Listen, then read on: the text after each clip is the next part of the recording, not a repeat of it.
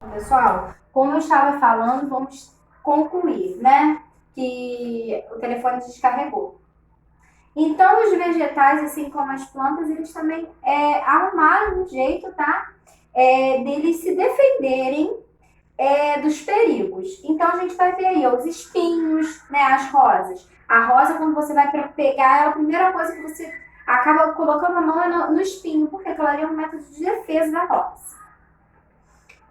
Estão às vezes presentes nos vegetais para protegê-los contra o ataque de animais. As folhas do carvalho possuem substâncias que dificultam a digestão dos animais que as consomem, reduzindo desse modo os ataques dos herbívoros. Então, nesse caso aqui, né, a folha de carvalho, né? Eu vou dar exemplo, tá, de uma planta chamada Comigo Ninguém Pode, uma coisa que já aconteceu comigo. Essa planta, tá? Ela é assim, parece espada de São Jorge, ela é bem grande. Aí, se você colocar a mão nela, ela adormece a sua mão. Aquilo dali é um método de defesa da planta, né? Para que a pessoa que vá ou colocar a mão, ou o animal vai comer aquela planta, né? Para que haja alguma reação e eles não venham a devorá-la completamente, tá bom? Agora a gente vai falar em relação à camuflagem. O que vem a ser camuflagem? Camuflagem é o recurso, né, que o animal utiliza para ele se esconder. Ou seja, né?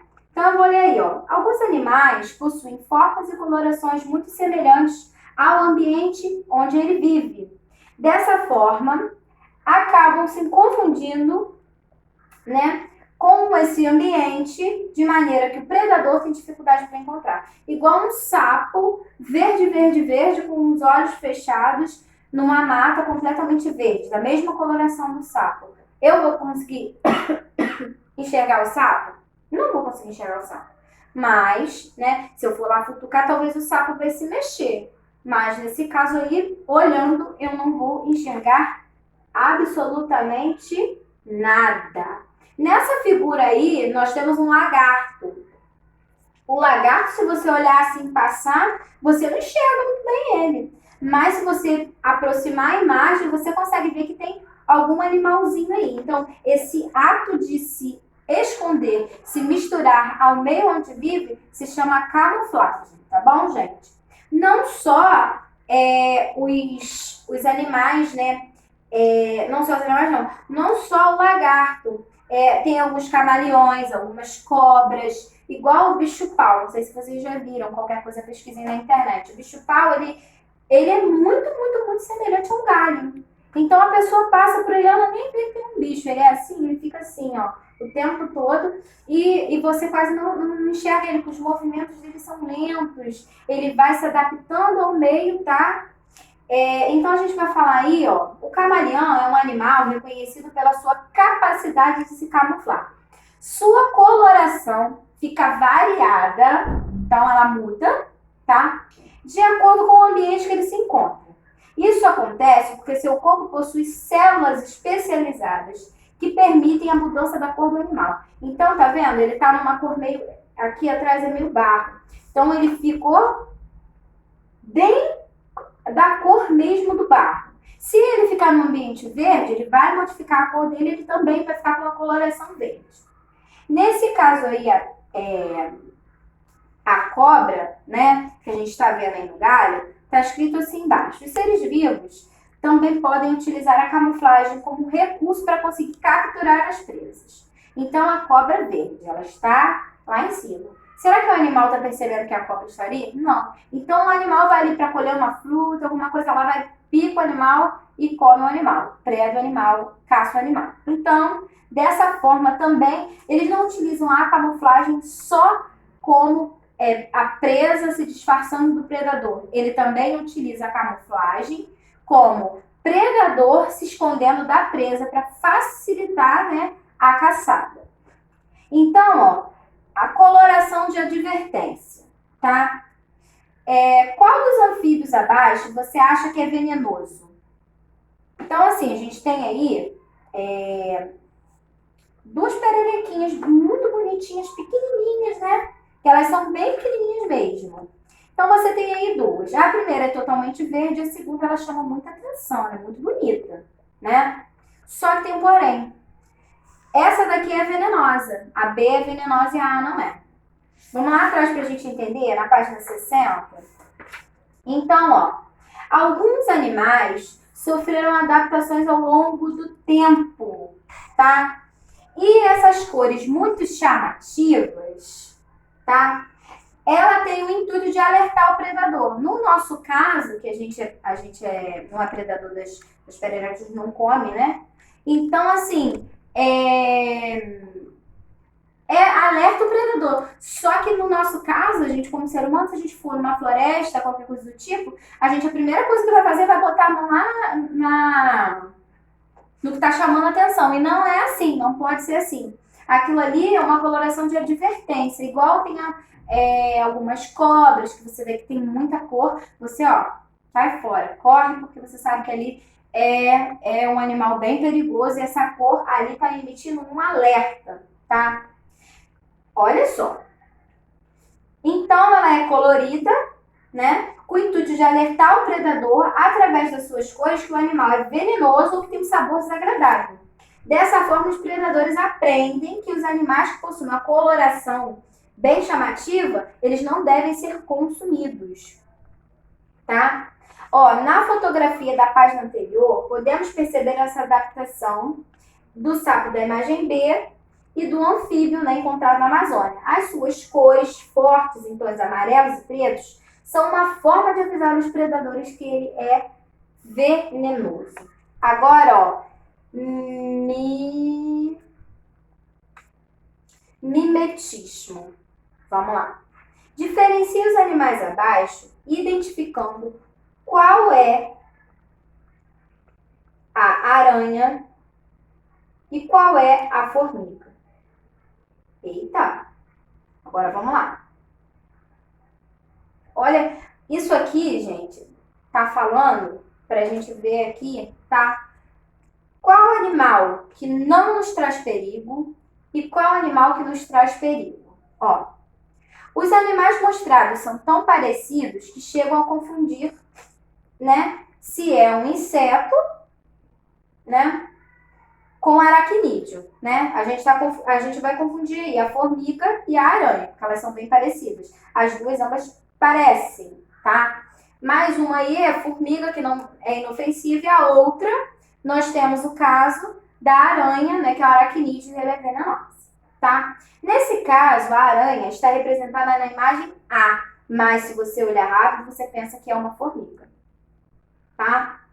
Então, além da semelhança na aparência, ela chega inclusive a imitar o comportamento da formiga, locomovendo-se da mesma forma. Pode ver que a posição das patinhas, né, tá igual. Então, assim, fica essa diferença. Então, ó, muitos animais evitam predar as formigas, porque elas têm ferrão. Olha só a inteligência animal. Possui um esqueleto duro, substâncias irritantes que injetam na vítima durante a picada. Então, se você for picado por uma formiga, você vai ter uma irritação. Você não vai ter um envenenamento, tá? E por se parecer com esse tipo de inseto, a aranha também consegue afugentar predadores. Porque os predadores sabem que a formiga, né, ela tem todas essas características que a gente já falou. Ela, se você for lá para poder predar ela, corre o risco dela te morder, né, com os ferrões e coisa e tal. Aí tá, essa adaptação que alguns animais adquiriram, né, olha só, de apresentar características parecidas com a de outro animal, geralmente venenoso ou de gosto desagradável, é chamada de mimetismo.